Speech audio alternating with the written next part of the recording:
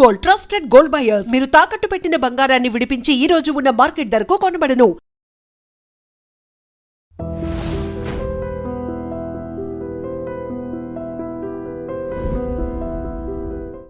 నమస్తే, నేను Kavitha. Welcome to iDream news and నిజాలు.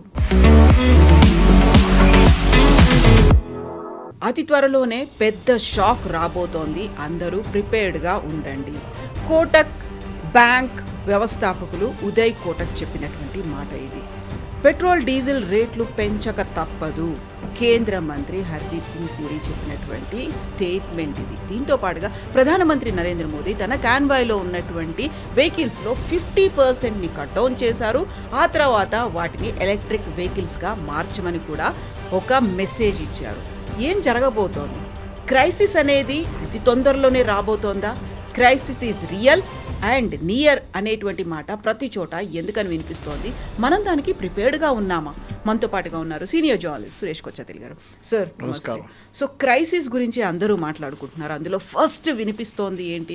పెట్రోల్ డీజిల్ల రేట్లు పెరుగుతాయి అని. అందరూ ఇప్పటిదాకా ఒక అనాలిసిస్లు చేశారు, వస్తాయేమో అనేటువంటి ఊహాగానాలు ఉంటే సెంట్రల్ మినిస్టర్ చాలా క్లియర్ స్టేట్మెంట్ అనేది వచ్చింది, పెంచక తప్పని పరిస్థితి అనేది.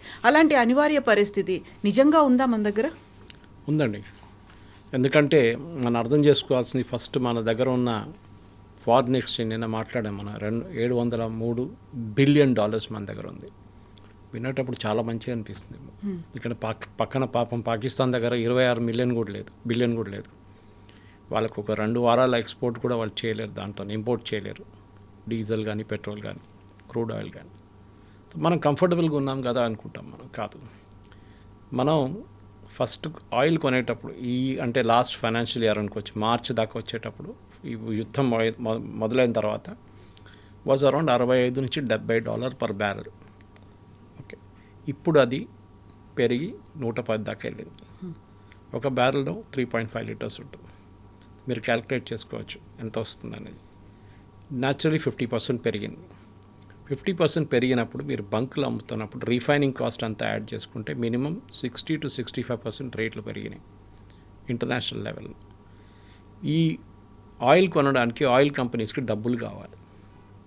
వాళ్ళకు లాస్ మేకింగ్ అయిపోతే వాళ్ళ దగ్గర డబ్బులు ఉండదు ఆయిల్ కొనడానికి. వాళ్ళు ఎట్లా వెళ్తారు ఇంటర్నేషనల్ మార్కెట్లో? వెళ్ళి కాంట్రాక్ట్ ఎట్లా సైన్ చేస్తారు? నష్టాల్లో నడుస్తుంది.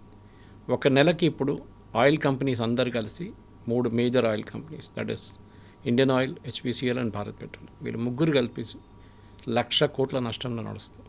1,00,000 crores. సో దానికే మోదీ గారు ఒక అపీల్ కూడా చేశారు మొన్న, that we should conserve fuel అని చెప్పారు. బంగారం కొనొద్దన్నారు, ఫారిన్ డెస్టినేషన్ పెట్టి. దానికి అన్నీ ఒక్కొక్క రీజన్ ఉంది. బంగారం గురించి మాట్లాడాం మనం నిన్న. బంగారం గురించి మాట్లాడుతాం. ఏమంటారు ఏంటంటే, బంగారం కొనేటప్పుడు మనం ఒక ఫారిన్ కంట్రీ నుంచి తెప్పించకుండా డాలర్ పేమెంట్ చేస్తున్నాం. లాస్ట్ ఇయర్ మనం తెప్పించుకుంది 72 billion, that is almost close to 7,200 crores.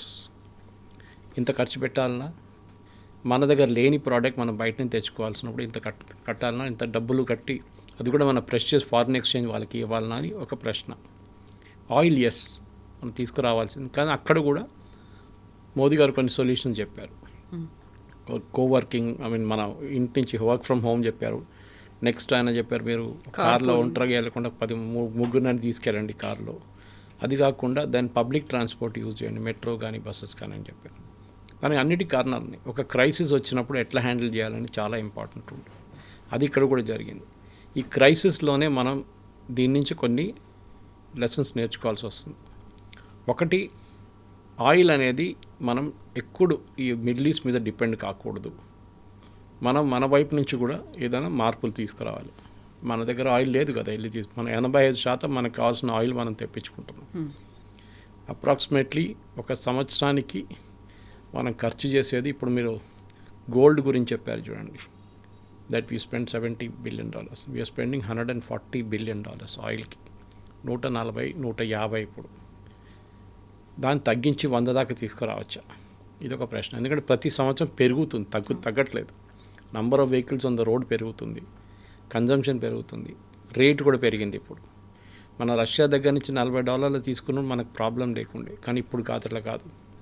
Average rate ఇప్పుడు మనకు అదే పడుతుంది 110, 110 అయితే ఉంటుంది ఎట్లయినా per barrel. How will we survive, అది క్వశ్చన్ వస్తుంది. సో అదే హర్దీప్ సింగ్ పూరి గారు అన్నారు, ఎన్ని రోజులు ఈ నష్టం మనం సహించుకుంటాం, మనం ఏదో ఒక రోజు మనం రేట్లు పెంచాల్సిందే. ఉదయ్ కోటక్ గారు అదే అన్నారు, ప్రతి దేశం మీరు చూస్తే every country without exception, US కానీ, ఆస్ట్రేలియా కానీ, న్యూజిలాండ్ కానీ, of course except for Gulf countries, వాళ్ళ దగ్గర వాళ్ళ ఆయిలే ఉంటుంది, అందరూ రేట్ పెంచారు వాళ్ళది, మనం చేయలేదు. ఒకటి ఎలక్షన్ ఉండే, సో బేసిక్లీ పొలిటికలీ కొంచెం సెన్సిటివ్ ఇష్యూ. సరే ఎలక్షన్ తర్వాత పెంచుతారంటే అది కూడా చేయలేదు. ఓన్లీ కమర్షియల్ ఎల్పిజి సిలిండర్ మీద రేట్లు పెంచాం, అది కాకుండా కొంచెం సిఎన్జి మీద కూడా కొంచెం పెరిగింది కొంచెం, కానీ మిగతా అంతా స్టేబుల్ ఉంది. మనం కన్జ్యూమర్కి పాస్ ఆన్ చేయాలంటే మన దేశంలో మర్సిడీస్ నడిపిస్తున్నాయని ఉన్నాడు, ఒక ఆర్డినరీ చిన్న 2 వీలర్ నడిపిస్తున్న మనిషి కూడా ఉంటారు, ఒక ఆటో రిక్షా డ్రైవర్ ఉంటారు, ఒక పెద్ద ట్రక్ నడిపించే ఆయన ఉంటాడు. వీళ్ళందరూ డిఫరెంట్ కేటగిరీస్ నుంచి వస్తారు. బహుశా మీరు మర్సిడీస్ నడిపిస్తున్న ఆయనకి మీరు 10 రూపాయలు 20 రూపాయలు పెంచితే కూడా వాళ్ళకి అంత ప్రాబ్లం ఉండదు, కానీ ఒక చిన్న 2 వీలర్ నడిపిస్తున్న ఆయనకి అది ఇంపాక్ట్ ఉంటుంది. సో మన ఒక దేశంలో మనకి ఇదే పెద్ద ప్రాబ్లం, డిఫరెంట్ ఆడియన్సెస్ ఉన్నారు మనకి. పెంచితే ఇమ్మీడియట్లీ పొలిటికలీ ప్రొటెస్ట్ ఉంటుంది, రోడ్డు మీద ధర్నాలు ఉంటారు, ఏం చేస్తారు, బండి ఆపేస్తారు, ఏదో చేస్తారు సర్కస్లు. మెజారిటీ ఉంది, లోయర్ మిడిల్ క్లాస్ ఉన్నారు, లేకుంటే మిడిల్ క్లాస్ ఉన్నారు. మీరు చెప్పినటువంటి మెర్సిడీస్ బెంజ్ అంటే ఎలీట్ సర్కిల్కి అంత ఇంపాక్ట్ ఉండదు, మెజారిటీ పబ్లిక్ అంతా వీళ్ళ మీదే కదా, కామన్ పబ్లిక్ అంటాం వాళ్ళని. మన సొల్యూషన్ ఏముంది, మీరు మోదీ గారి చైర్లో కూర్చుంటే మీరు ఏం చేస్తారు, దట్ క్వశ్చన్. సో మెయిన్లీ మనం కట్ డౌన్ చేయకుండా మనం ఏం చేయలేము, that is the first thing we have to learn. ఎన్నోసార్లు నేను ఇండియన్ రైల్వేస్ ఎగ్జాంపుల్ ఇస్తాను, వాళ్ళ లోకోమోటివ్స్ అంతా ఎలక్ట్రిక్ చేశారు. మనం కూడా ఒక 5-year ప్లాన్ వేసుకొని కంప్లీట్లీ 80% మన వెహికల్స్ని ఎలక్ట్రిక్ చేయగలిగితే it be a big success. మనకి ఇప్పుడు కూడా ట్రాన్స్పోర్ట్ సెక్టర్లో అది ఇంకా ఎలక్ట్రిక్ కాలేదు, దట్ ఇస్ బిగ్ ట్రక్స్కి ఇంకా కాదు, బహుశా అది ఉండిపోతుంది అట్లనే కొన్ని రోజులు. కానీ మన బస్సెస్ మనం చూసిన సిటీ బస్సెస్ అంతా ఇప్పుడు ఎలక్ట్రిక్ మీద నడుస్తుంది. మిగతా మన 2 వీలర్స్ కూడా చాలా మటుకు ఇప్పుడు ఎలక్ట్రిక్ మీద వచ్చేస్తున్నాయి, కార్లు కూడా చూస్తున్నాయి ఎలక్ట్రిక్. అది ఇప్పుడు మోదీ గారు చెప్పినట్ల దట్ గవర్నమెంట్ వెహికల్స్, ఇక్కడ రేవంత్ రెడ్డి గారు ఆల్రెడీ చెప్పారు దీనికన్నా ముందు కూడా, నాకు గుర్తుంది, that everything from now onward government vehicles అన్నీ ఈవీనే ఉంటుందని చెప్పేసి. కొన్ని ఇష్యూస్ ఉన్నాయి ఈవీలో, దట్ ఇస్ బ్యాటరీ ప్రైసెస్ కానివ్వండి, ఛార్జింగ్ పాయింట్స్ కానీ, అదని సార్ట్అవుట్ అయిపోతుంది. ఎన్ని వెహికల్స్ ఎక్కువ అవుతున్నప్పుడు అది న్యాచురల్లీ సార్ట్అవుట్ అయిపోతుంది. కానీ మన దగ్గర ఈ 2 మెయిన్ కాంపోనెంట్స్, ఏది ఒకటి గోల్డ్, లాస్ట్ ఇయర్ 72 బిలియన్ ఖర్చు పెట్టాం, 7,200 కోట్లు, అండ్ ఫ్యూయల్ 1,150 అంటే 15,000 కోట్లు మనం ఖర్చు పెట్టాం ఫ్యూయల్ మీద. ఎన్ని రోజులు నడిపించుకుంటాయి? సో ఇది ఒక క్వశ్చన్. నెక్స్ట్ మనం ఫారిన్ హాలిడేస్కి వెళ్ళేటప్పుడు, లేకుంటే ఫారిన్ వెళ్ళినప్పుడు లాస్ట్ ఇయర్ ఖర్చు అయింది, లాస్ట్ ఫైనాన్షియల్ ఇయర్ $17 బిలియన్. అంటే మీరు ఆలోచించండి, అక్కడ కూడా మన దగ్గర you're spending a huge amount of money. ఇది మనం తగ్గించాల్సింది. 1,700 కోట్లు ఖర్చు పెట్టాం. ఫారిన్ హాలిడేస్ కావాలని ఉందా? Is it essential? అదే మోదీ గారు అడిగారు. మన దేశంలో ఎంతో ఉంది చూడడానికి, అన్నిటికీ మీరు సింగపూర్ వెళ్ళాలనో, లేకుంటే స్విట్జర్లాండ్ వెళ్ళాలనో, లేకుంటే యూఎస్ వెళ్ళాలనో లేదు కదా, ఇక్కడ కూడా మనం చూడొచ్చు చాలా మాట. So it's a good call. ఇంకోటి అన్నారు, వెడ్డింగ్స్ గురించి చెప్పారు మీకు, డెస్టినేషన్ వెడ్డింగ్. అగైన్ అక్కడ సేవింగ్ ఉంది, హ్యూజ్ సేవింగ్. కానీ మన దగ్గర కొంతమంది అంటారు, మోదీ గారు చెప్తారులే, ఆయనకేం పోయింది, ఆయన పెళ్లి చేసుకోలేదు, ఆయనకేం తెలుసు అంటారు. అట్లాంటి డైలాగులు కూడా వస్తాయన్నమాట. కానీ దేశం కోసం ఆలోచించాలి కొంచెం, దట్ ఒక క్రైసిస్ ఉన్నప్పుడు దీని నుంచి ఎట్లా బయటపడాలి. నేను సింగపూర్ ప్రైమ్ మినిస్టర్ ఒక స్పీచ్ చూశాను నేను, ఆయనంతా బాగా మాట్లాడారంటే ఆయన క్లియర్గా చెప్పారు, వీ హ్యావ్ ఎ క్రైసిస్, దీని నుంచి ఎవ్వరు మేము ఈ క్రైసిస్లో లేరని ఎవరు చెప్పారు. ఇవాళ సౌదీ అరేబియన్ ఆయిల్ మినిస్టర్ చెప్తున్నారు వీఆర్ ఇన్ ఎ క్రైసిస్ అని. ఏది సౌదీ అరేబియా వాళ్ళు అంటున్నారు, ఎందుకంటే వాళ్ళు అమ్మలేకపోతున్నారు. వాళ్ళ లైఫ్ స్టైల్ మెయింటైన్ చేయాలంటే, వాళ్ళ దేశం మెయింటైన్ చేయాలంటే వాళ్ళ రెవెన్యూ కావాలి వాళ్ళకి. ఇప్పుడు ఏమవుతుంది, వాళ్ళ గిఫ్టీలు ఉంటుంది. మన ఎఫ్డీలు అంటే వాట్ మెంటో సేఫ్టీలో పెట్టిన డబ్బులు ఉంటుంది, అదన్నీ బయటికి తీయాల్సి వస్తుంది. ఇప్పుడు మన దగ్గర కూడా అదే జరిగింది. స్ట్రాటజిక్ పెట్రోలియం రిజర్వ్స్ అని మనం మెయింటైన్ చేసుకుంటాం. మన దగ్గర 8 రోజులతో ఉంది ఇప్పుడు దాకా మన దగ్గర. మనం దాన్ని ఎక్స్పాండ్ చేయాలండి. కానీ మనకు ఎందుకు చేయలేదంటే, ఒకటి మన వెస్ట్ ఏషియా మనకు చాలా దగ్గర, 5 రోజుల్లో క్రూడ్ షిప్ మనకు వచ్చేస్తుంది. ఎందుకు ఇంత పెద్ద స్ట్రాటజిక్ రిజర్వ్ మెయింటైన్ చేయడం? సౌత్ కొరియా లాగా, చైనా 240 రోజుల స్టాక్ వాళ్ళ దగ్గర ఉంది. మనకి ఇప్పుడు కంఫర్టబుల్, కానీ వచ్చేటప్పుడు నెక్స్ట్ 5 yearsలో మనం we should build up huge strategic resource. అంటే పెద్ద అండర్ గ్రౌండ్ ట్యాంక్స్ మనం మెయింటైన్ చేసుకోవాలి. ఎప్పుడెప్పుడు ఆయిల్ రేట్ తగ్గుతుందో దాంట్లో వచ్చి ఫిలప్ చేసుకోవాలి. ఒక సిరీస్ ఆఫ్ స్టెప్స్ మనకు ఇల్లు నడిపిస్తున్నప్పుడు ఎంత కష్టపడి ఉంటుందో మనకు వచ్చే ఆదాయం లోపల నడిపించాలి ఇల్లు అని, అది అట్లనే ఒక దేశం కూడా నడిపించాలి వస్తుంది. సో మోదీ గారు చెప్పిన మాటకి ఐ థింక్ మన ప్రజలు కూడా వినాలి కొంచెం, ఎందుకంటే చాలా మటుకు పర్సనల్ వెహికల్స్ నేను ఇప్పుడు కూడా చూస్తాను రోడ్డు మీద. మీరు లండన్ గురించి మాట్లాడతారు, చాలామంది సింగపూర్ గురించి మాట్లాడతారు. లండన్లో మీరు మెయిన్ సిటీ ఎంటర్ కావాలంటే అన్ని బండ్లు అలౌ చేయరు. You to pay tax, toll కట్టాల్సి వస్తుంది, దానికి చాలా హెవీ టోల్ ఉంటుంది అది. సో చాలామంది ఏం చేస్తారు, లండన్ బయట ఉన్న ట్యూబ్ దగ్గర పెట్టేసి, అంటే వాళ్ళ మెట్రో దగ్గర పెట్టి అక్కడ మెట్రో తీసుకుంటారు వాళ్ళు, ఈవెన్ పెద్ద పెద్ద CEOs కూడా. సో అది మనం కూడా నేర్చుకోవాల్సని ఒక కల్చర్, చేంజ్ ఆఫ్ కల్చర్ రావాలి మనకి. ఇప్పుడు ఆ చేంజ్ ఆఫ్ కల్చర్ లేదు మనకి. ఎవరు అంటే కూడా రోడ్డు మీద తిరుగుతారు. ఈజ్ ఇట్ ఎసెన్షియల్ అని మనం ఎవరు అడగట్లేదు. సో ఇంత పరిస్థితి అనేది ఉంది, ప్రపంచ దేశాలన్నీ కూడా ఈ క్రైసిస్ గురించి మాట్లాడుకుంటున్నాయి, ఆల్టర్నేట్స్ ఉన్నాయి, లేకుంటే కట్ డౌన్స్ గురించి మాట్లాడుకుంటున్నప్పుడు ఇరాన్ వల్ల వచ్చింది ఈ ప్రాబ్లం, లేకపోతే అమెరికా చేసింది, ఇజ్రాయెల్ చేసినటువంటి అటాక్ వల్ల వచ్చింది, దాని గురించి మాట్లాడదాం, లేకుంటే అక్కడ ఇంటర్వ్యూన్ అవుదాము, ఇరాన్ని కొంచెం మీరు ఏదైనా పాజిటివ్గా తీసుకోండి దీన్ని, లేకుంటే కొంచెం కంబ్యాక్ అవ్వండి, ఇలాంటిది ఒక ఇంటర్వ్యూని ఎవరు ఎందుకు చేయలేకపోతున్నారు, ఎందుకు మాట్లాడట్లేదు అసలు? మాట్లాడుతున్నారు, కానీ దీంట్లో జరిగింది మీకు గుర్తుంటుంది. ఫస్ట్ 1 వీక్ 10 days వీళ్ళు ఫైరింగ్ ఉండి అక్కడెక్కడ మిసైల్స్ ఫైర్ చేశారు, డ్యామేజ్ చాలా జరిగింది. ఇరాన్ ఏం చేశారంటే వాళ్ళ చుట్టుపక్కల అన్ని గల్ఫ్ దేశాల మీద వాళ్ళు దాడి చేశారు. ఇజ్రాయెల్ మీద కూడా కొంచెం మిసైల్స్ పంపించారు అటువైపు, డీగో గార్సియా మీద కూడా ట్రై చేశారు. కానీ ఇప్పుడు ఎంత ఒక 72 రోజులు 73 రోజులు అయింది. 73-74 రోజుల్లో మనం ఏ రిజల్ట్ చూడట్లేదు, ఎట్టైనా రిజల్ట్ రావట్లేదు. Strait of Hormuz main problem.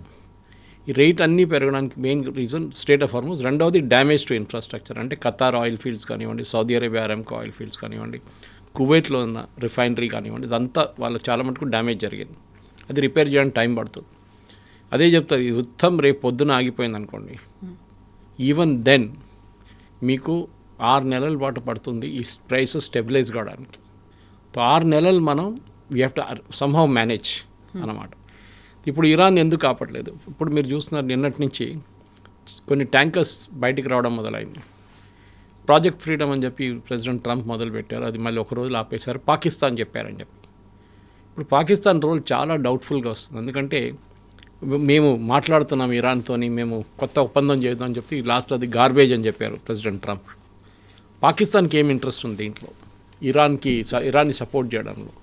అక్కడే చాలా మంది డౌట్ వస్తుంది. మీరు వింటుంటారు, నిన్న పాకిస్తాన్లో ఇరాన్ బాంబింగ్ నడుస్తున్నప్పుడు, ఇరాన్ మీద బాంబులు వేస్తున్నప్పుడు అమెరికా వాళ్ళ ప్లేన్లు తీసుకెళ్ళి పాకిస్తాన్లో పెట్టుకున్నారంట, ఎయిర్ఫోర్స్ ఎయిర్క్రాఫ్ట్ అంతా. కొన్ని ఆఫ్ఘనిస్తాన్లో కూడా పెట్టుకున్నారట. ఇప్పుడు ఆలోచించండి, పాకిస్తాన్ కాంప్లిసిటీ ఎంత ఉంది. ఒకవైపు టాక్స్ నడిపిస్తున్నారు, ఇంకోవైపు మీరు ఏం చేయకండి, మీరు సీజ్ఫైర్ పెట్టండి, నేను మాట్లాడుతున్నాం వాళ్ళతో, మీరు ఏం బాంబింగ్ చేయకండి 2-3 సార్లు చేశారు. ఇప్పుడు నా అమెరికాకు అర్థమైపోయింది Pakistan was of zero value. దానికోసం అసీం మునీన్ గురించి మాట్లాడలేదు, ఇస్లామాబాద్ టాక్స్ లేదు, ఏం లేదు. లిటరలీ పాకిస్తాన్ వాళ్ళని ఫూల్డ్ ప్రెసిడెంట్ ట్రంప్. ఇప్పుడు ప్రెసిడెంట్ ట్రంప్కి అర్థమైపోయింది. ఆయన ప్రాబ్లం ఏంటంటే ఆయన యుద్ధం మళ్ళీ మొదలు పెట్టలేరు. ఈ కెనాట్ స్టార్ట్ ఎ వార్, ఎందుకంటే ఉన్న యుద్ధం అయిపోయింది. Operation epic fury finished. ఇప్పుడు ఇంకొక యుద్ధం మొదలు పెట్టాలంటే దానికి ఒక రీజన్ ఉంటుంది. ఏంటి? మా మీద దాడి చేశారు, సో మేము దాడి చేశాము, waiting for their time. So ఏం చేస్తారంటే, ఇప్పుడు మీరు వినుంటారు, నిన్న UAE హెస్ అటాక్డ్ ఇరాన్. ఒకసారి కాదు 4 సార్లు అటాక్ చేశారు లాస్ట్ ఒక 2 వారాల్లో. దానికోసం UAE మీద దాడి చేస్తున్నారు ఇరాన్.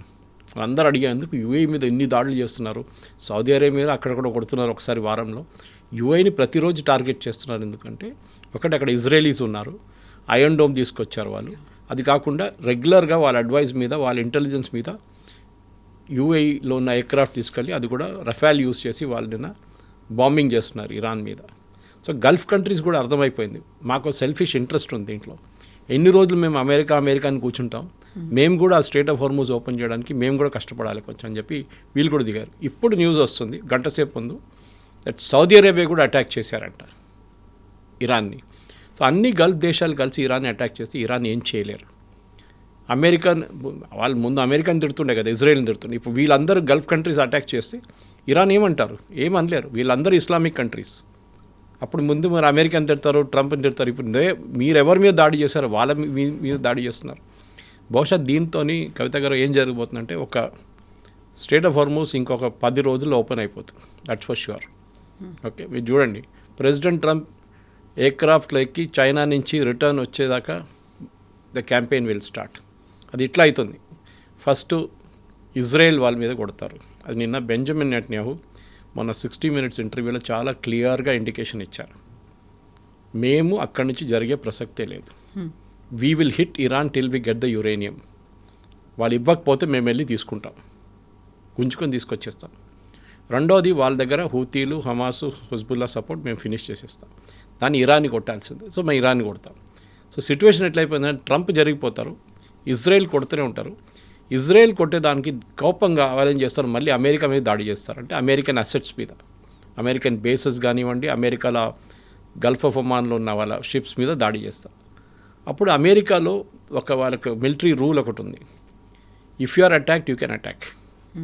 మీ మీద దాడి చేస్తే మీరు రిటర్న్ దాడి చేయొచ్చు. సో అమెరికా వాళ్ళ మీద దాడి చేస్తారు. జస్ట్ వాచ్, నెక్స్ట్ 1 weekలో జరగబోతుంది. అండ్ దీంతోనే ఐ థింక్ ఒక చాలా రోజుల నుంచి ఈ స్ట్రేట్ ఆఫ్ హార్మజ్ ఓపెన్ చేయట్లని చెప్తున్నారు. కానీ ఇప్పుడు డెఫినెట్గా పాకిస్తాన్ పక్కన పెట్టిన తర్వాత నో మోర్ పీస్ టాక్స్ అయిపోయింది. పీస్ టాక్స్ అనే ప్రసక్తే లేదు ఇంకా. It be a direct attack on Iran. And I think దీంతోనే ఇరాన్ రెజ్యూమ్ కూడా it be out in about 1 month's time. Strait of Hormuz open చేస్తే మనకి ప్రైసెస్ స్టేబుల్ అయిపోతుంది కవిత గారు. That will be a big relief. మనకొక్కరికే కాదు, లోకంలో ఉన్న ఆల్మోస్ట్ 190 దేశాలకి దీని ఇంపాక్ట్ ఉంది. చాలా దేశాలు మనం చూసినాం ఫైనాన్షియల్ ఎమర్జెన్సీ డిక్లేర్ చేశారు వాళ్ళు. యూరోప్లో 400 ఎయిర్క్రాఫ్ట్ ప్రతిరోజు 400 ఫ్లైట్స్ క్యాన్సిల్ చేస్తున్నారు. అట్లీస్ట్ మన దగ్గర జరగట్లేదు. ప్రతి దేశంలో ఈ ప్రాబ్లం ఉంది. ఫ్యూయల్ రేషనింగ్ నడుస్తుంది. వాళ్ళ దగ్గర ఉన్న స్ట్రాటజిక్ రిజర్వ్స్ మొత్తం గుంజుకుంటున్నారు బయటికి. ఎన్ని రోజులు ఎక్కడో ఒక ప్లేస్ వచ్చి దాగాల్సింది. ఇప్పుడు ఫ్రెంచ్ వాళ్ళు they sent Charles de Gaulle వాళ్ళ ఎయిర్క్రాఫ్ట్ కెరియర్ పంపించారు. బహుశా అది ఇప్పుడు చేరుకుని ఉంటుంది గల్ఫ్ ఆఫ్ ఒమాన్లో. బ్రిటన్ వాళ్ళు ఇంకో ఫ్రైటర్ని పంపించారు. వాళ్ళు అది కూడా చేరుకుని ఉంటాయి. డెస్ట్రాయర్ని పంపించారు ఒకటి. అన్నీ కలిపి ఐ థింక్ ఒకటేసారి వీళ్ళందరూ స్ట్రేట్ ఆఫ్ హార్మజ్లో ఎంటర్ అయిపోతారు. వీళ్ళ మీద దాడి జరిగితే they will hit back and that will be the end of Iran after that.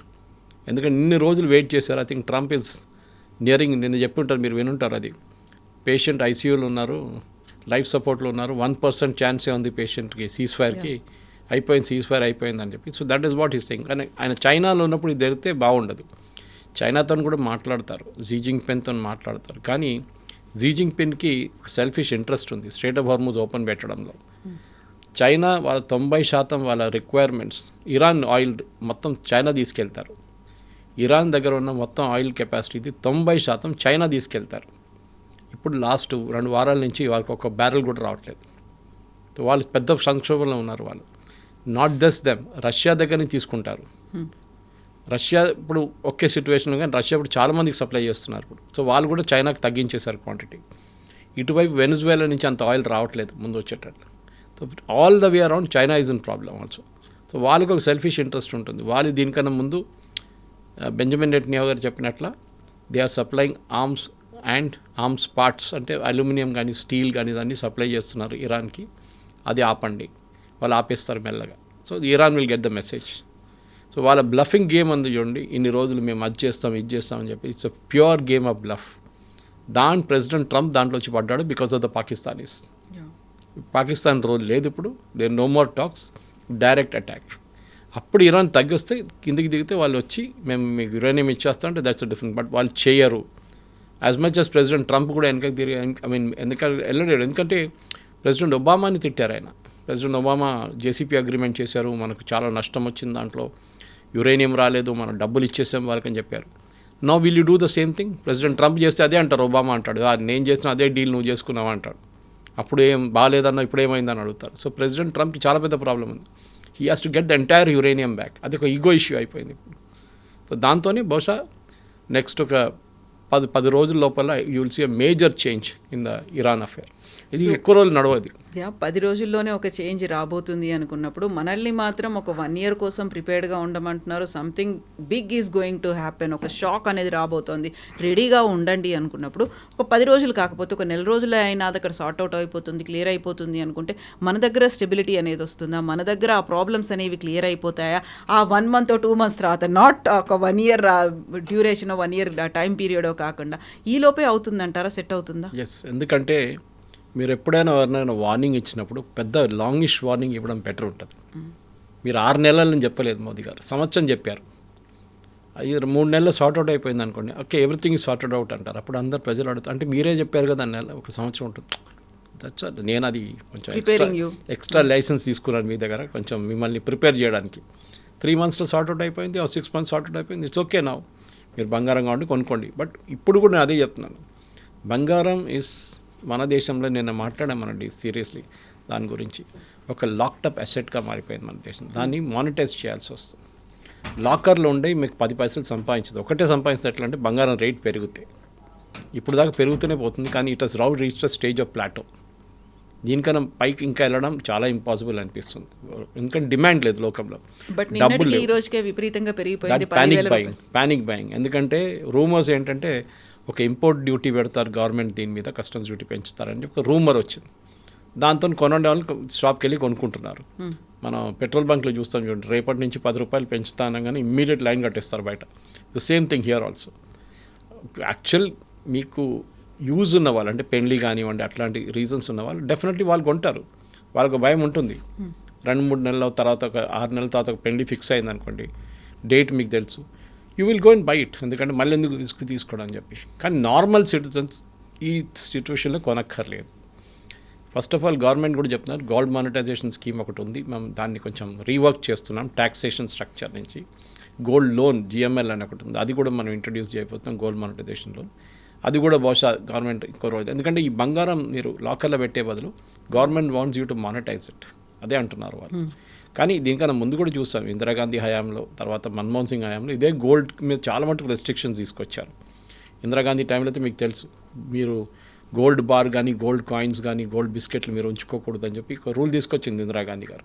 మీరు లాకర్లో ఉన్న కూడా మీకు డిక్లేర్ చేయాల్సి వచ్చింది, దాన్ని కన్వర్ట్ చేసి జ్యువెలరీగా చేయాల్సి వచ్చింది.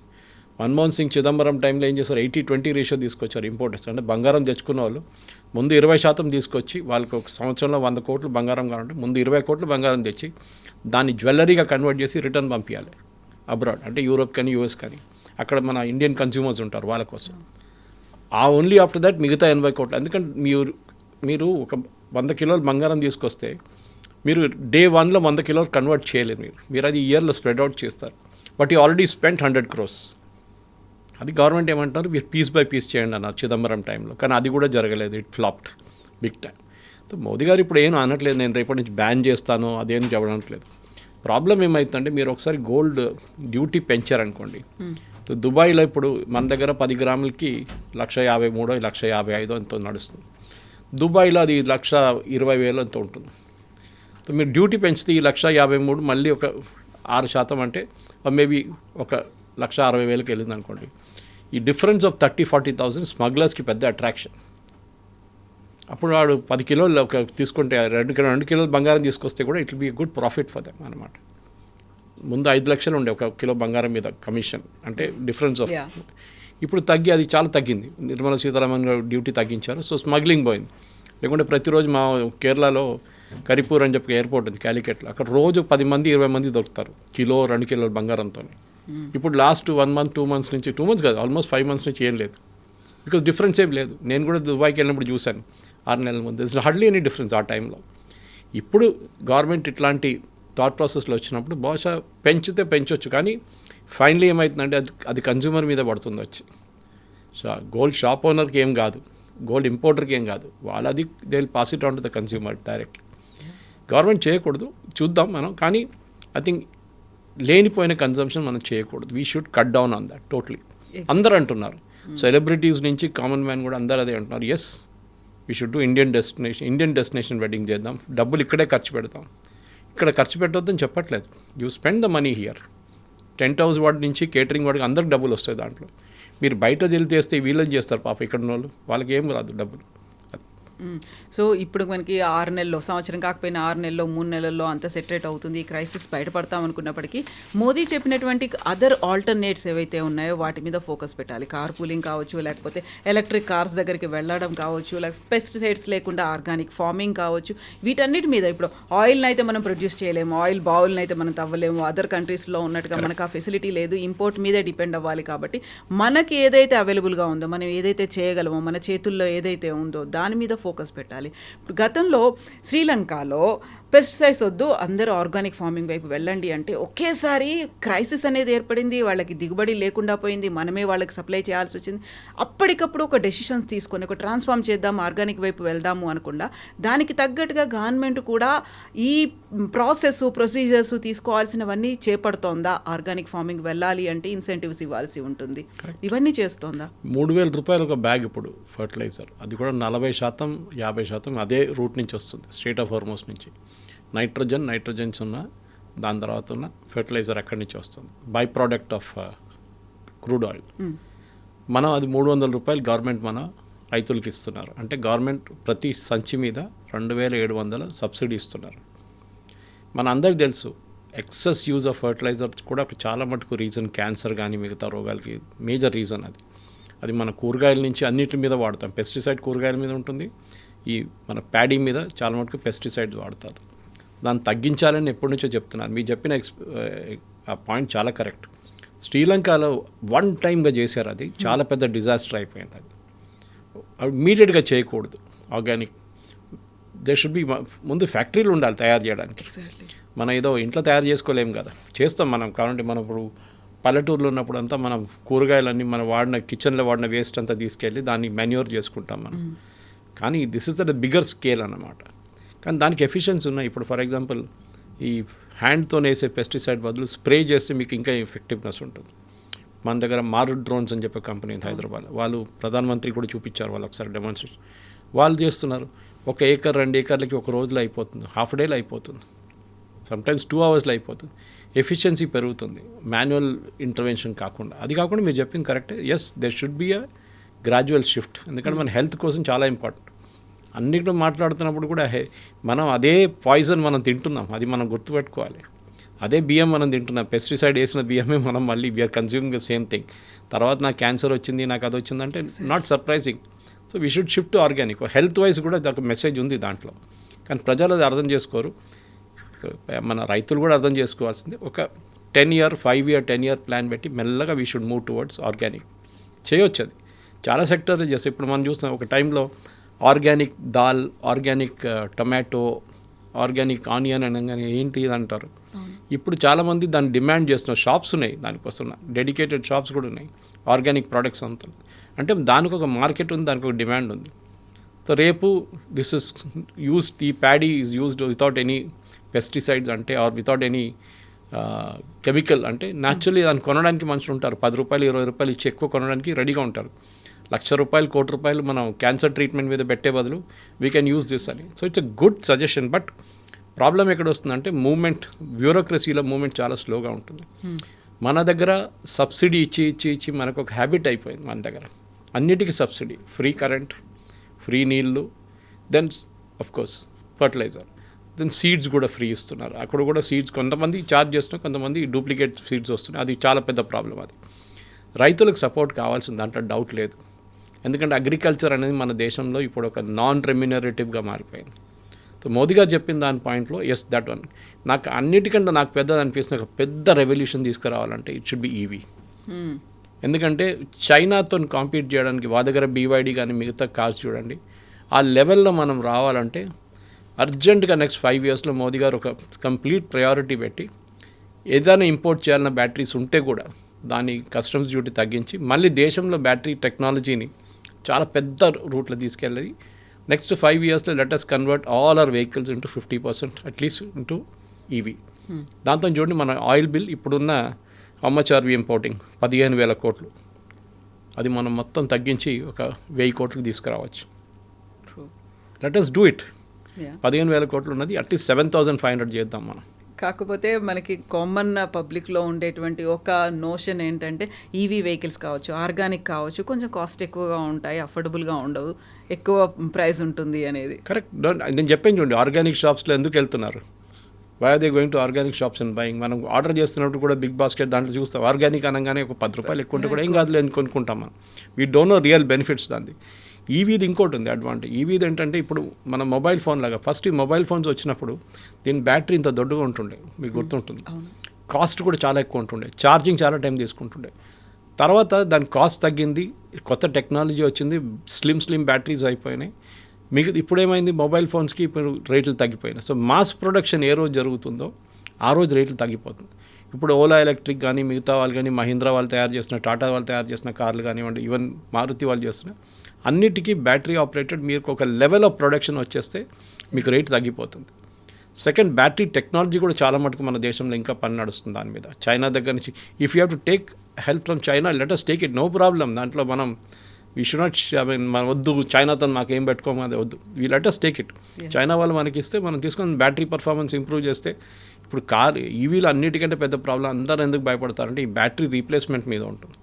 ఇప్పుడు అఫ్కోర్స్ వాళ్ళు పర్ కిలోమీటర్ బేసిస్ కానీ లైఫ్ టైం ఇది ఇస్తున్నారు, రీప్లేస్మెంట్ ఇస్తున్నారు. That is also good choice. కానీ మనం ఎట్లా మొబైల్ ఫోన్ టెక్నాలజీలో కాస్ట్ ఎట్లా తగ్గించామో సేమ్ వే ఈవీలో కూడా అవుతుంది. బహుశా ఇంకొక 3-4 సంవత్సరాల తర్వాత EV cost will come down డ్రమాటిక్లీ. ఇప్పుడే మనం చూస్తున్నాం, ఇంట్రొడ్యూస్ చేసిన కాస్ట్ కాదు, ఇప్పుడు చాలా మటుకు తగ్గింది, ఇంకా తగ్గుతుంది. ఎస్ సార్, చూద్దాం అదర్ ఆల్టర్నేట్స్ ఏమున్నాయని. Thank you very so much. Much. Subscribe iDream. And please subscribe to iDream.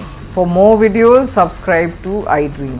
Please like, share and subscribe to the channel. Congratulations, iDream. Subscribe to iDream. Subscribe to iDream. So subscribe to iDream Media. iDream ki iDream team అందరికి huge congratulations. Please subscribe iDream Media. Please subscribe to iDream. Subscribe iDream. Please subscribe to iDream. iDream అంటే నా కళల ఛానల్ను subscribe చేసుకున్న నోరు తిరుగుతలేదు, మీరైతే గంట గుర్తు కొట్టండి. For more such videos, please subscribe to iDream. Subscribe to iDream. Please subscribe to iDream. Please subscribe iDream Media. Please do subscribe to iDream. Please subscribe to iDream Media. For best entertainment and information, please subscribe iDream. And don't forget to subscribe to iDream.